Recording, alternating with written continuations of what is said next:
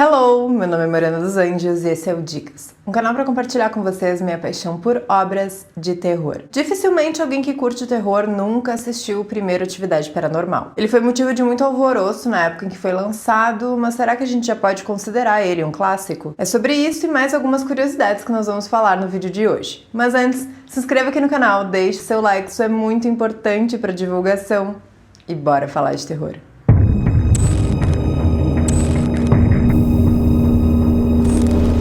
Lembrando que quando tiver spoilers, eu aviso. O filme inicia com um agradecimento da Paramount Pictures às famílias de Katie, Micah e a polícia de San Diego. Corta para 18 de setembro de 2006, com Katie chegando em casa sendo recepcionada por Micah com uma enorme câmera nas mãos. Nós vamos entendendo que ele comprou aquele equipamento para gravar, captar fenômenos estranhos que vêm acontecendo na casa. A ideia é a câmera estar ligada 24 horas, até mesmo enquanto dormem. Por mais que possa parecer uma situação tensa, o clima entre o casal e com a ideia de uma possível assombração é bem descontraída até a primeira noite.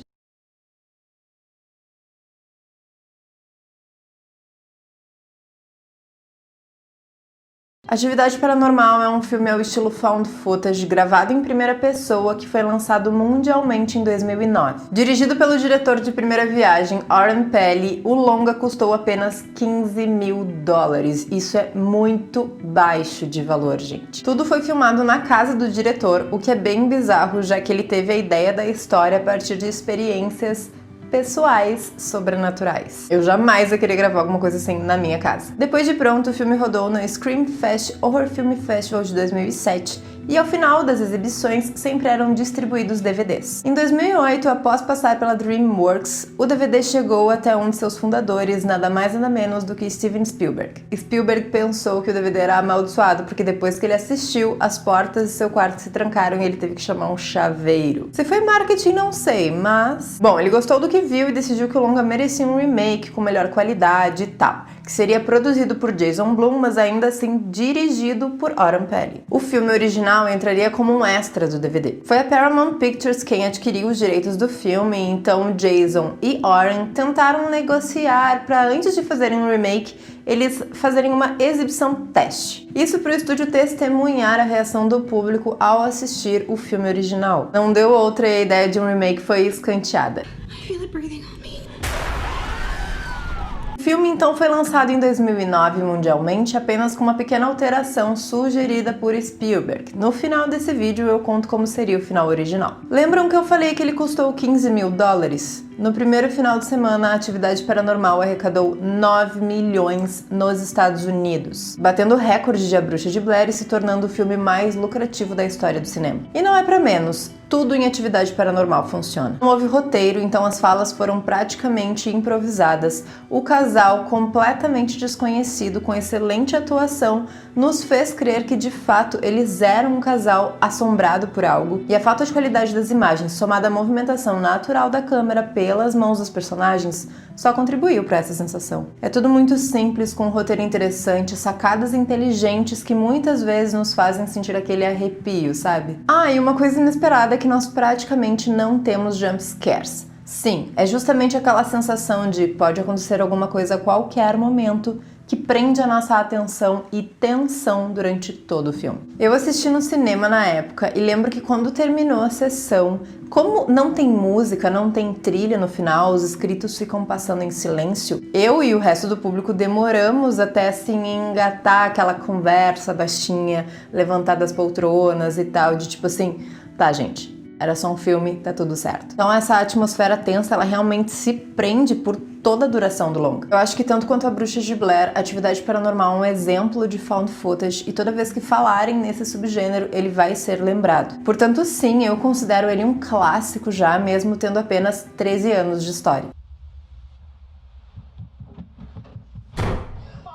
Se você gosta desse tipo de filme, assiste meu vídeo sobre 5 found footages que eu gosto muito, eu vou deixar aqui nos cards pra vocês. E como acontece muito no cinema, quando um filme dá certo, muito certo, bora fazer mais dele. O longa teve mais 5 continuações, se vocês quiserem que eu faça um vídeo compilado sobre elas, deixem aqui nos comentários. Bom, agora eu vou falar um pouco sobre a história, então haverá spoilers. Eu sugiro, se você ainda não assistiu, pausar o vídeo e voltar aqui depois, mas se quiser continuar, Fica à vontade. Na primeira noite, com a câmera posicionada estrategicamente aos pés da cama, gente, sério, não acontece nada demais, a gente só fica tenso com aquele reloginho rodando sem parar. Porém, na manhã seguinte, as chaves da Katie estão jogadas no meio da sala lá da casa, sem nenhuma explicação, mas tudo bem, segue o baile. Esse dia, a Katie chamou um médium pra ir até a casa deles pra tentar entender o que tá acontecendo, talvez resolver. Porém, o Mika tá levando tudo meio que na brincadeira e até aí é um pouco engraçado, bastante engraçado em alguns momentos, mas aos poucos a gente vai começar a passar raiva com ele. Katie explica pro médium que desde os seus 8 anos de idade, ela tinha uma irmã pequena de 5, as duas vinham e sentiam coisas,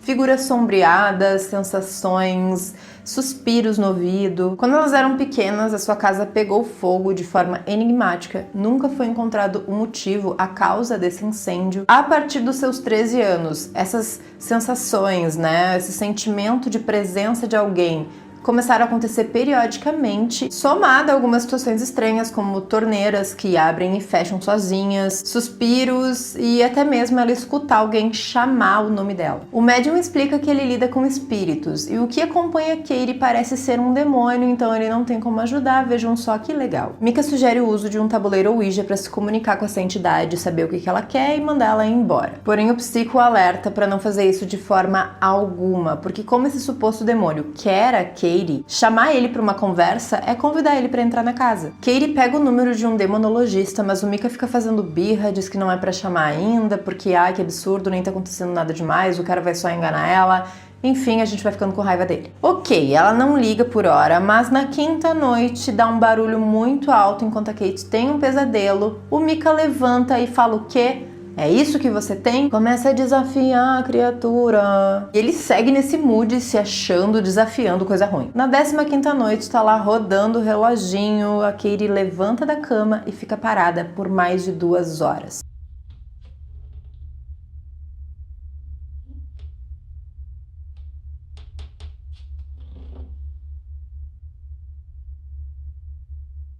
Quando o Mika acorda, ele vai procurar por ela e a encontra no quintal, num estado catatônico. Só pra melhorar a situação, a TV do quarto liga sozinha. Lógico que no dia seguinte ela não lembra de nada, mas na moral, imagina ver tu ou o teu, a tua companheiro ou companheira de pé no escuro por mais de 2 horas. Sério, eu nem sei. Bom, eles estão se arrumando pra dar um rolezinho porque, né, tudo tranquilo e o Mika fez o quê? Conseguiu um tabuleiro Ouija. Essa Katie fica pé da vida, sai porta fora e ele vai atrás dela. A gente fica ali olhando pra sala onde tá o tabuleiro até que, óbvio, ele começa a se mover e pega fogo.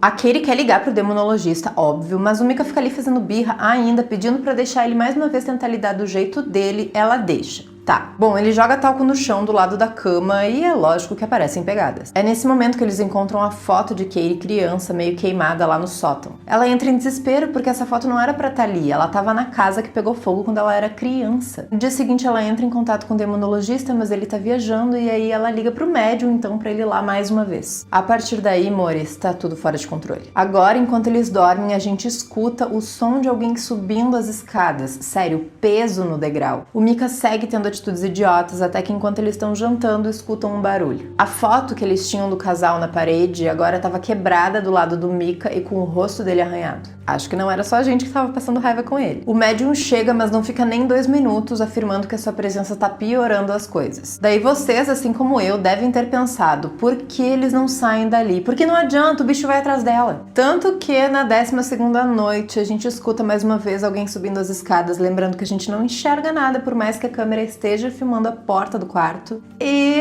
o lençol descobre o pé dela, como se alguém realmente tivesse puxado. Conta pra mim se esse não é o maior medo de quando a gente tá dormindo. Até que na noite seguinte acontece o que a gente tava esperando e o bicho puxa ela pelo pé e atira do quarto.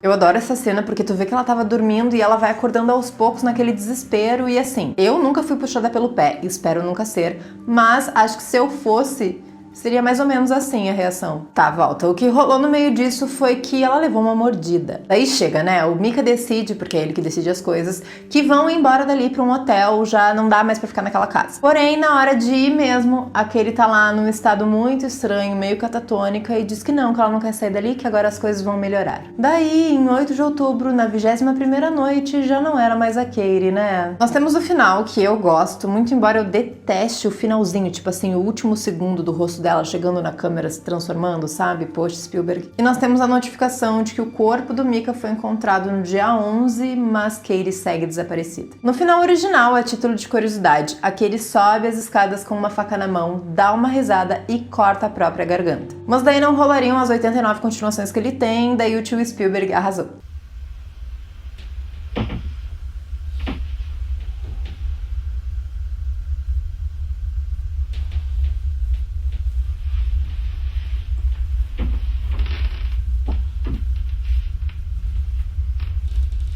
E aí, o que vocês sentiram quando assistiram Atividade Paranormal pela primeira vez?